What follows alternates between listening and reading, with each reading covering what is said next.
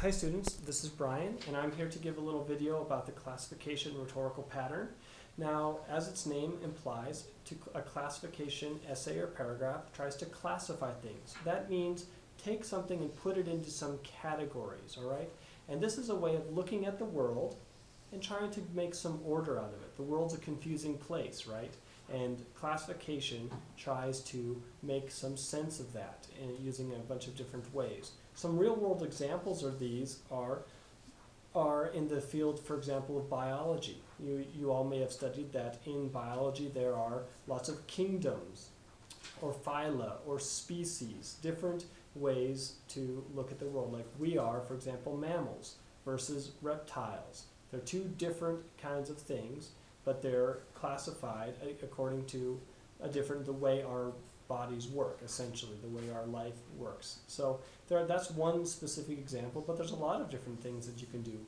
On a funny way, you could classify different kinds of students. You can classify the kind of activities that AUI has. There's a lot of different things that you can do to just kind of put things into categories, all right?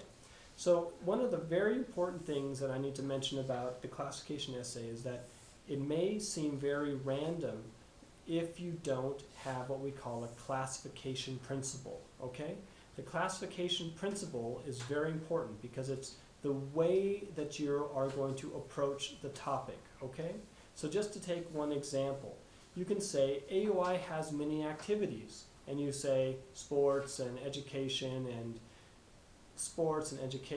touristic and educational and academic, and you start going on describing all of the things that AUI has, and you can see that it becomes very confusing if you don't try to limit it in some way, all right? So a classification principle needs to be, take whatever it is you're trying to do, like the activities at AUI, and limit them in some way. Say, AUI has many activities that can be classified according to something, or something can be classified according to something. So, for example, the activities at AUI can be classified according to their use into three kinds. You can say recreational, educational, and whatever. You come up with other kinds of categories. It can be, usually we go for three, but it can be 4 or 5, whatever is necessary to describe the thing. So this is the most important thing, and this is a keyword you might want to take into account.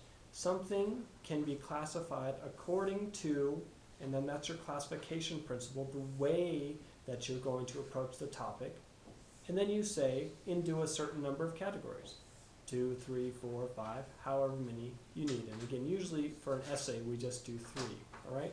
And so there are some keywords that you can think about when you're doing your classification essay, and these come up like this. You can say there are certain categories. The topic can be divided into. The things can be classified according to.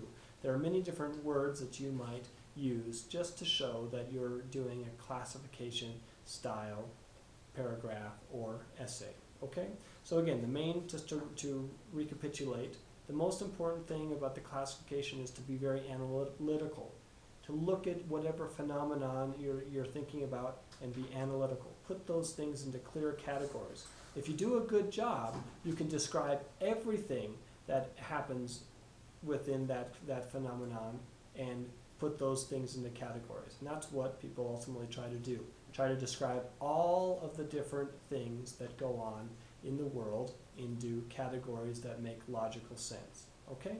If you have any questions, come see me. Bye.